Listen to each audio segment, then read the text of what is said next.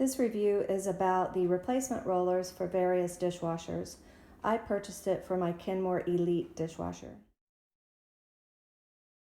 Here's the open dishwasher, and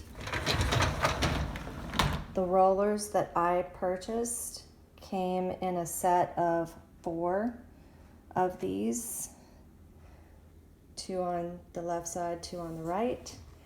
And this part number ends with 17 for these rollers, and they have metal screws in the center.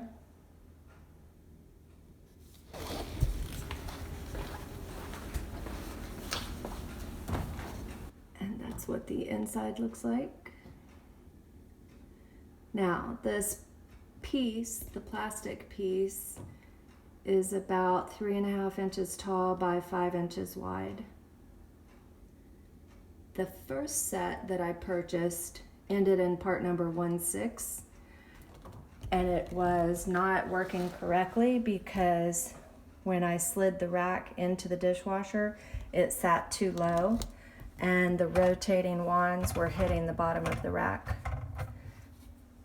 Since then, I returned the part number that ended with 16, and I got the one that ends with 17, and now it works just fine.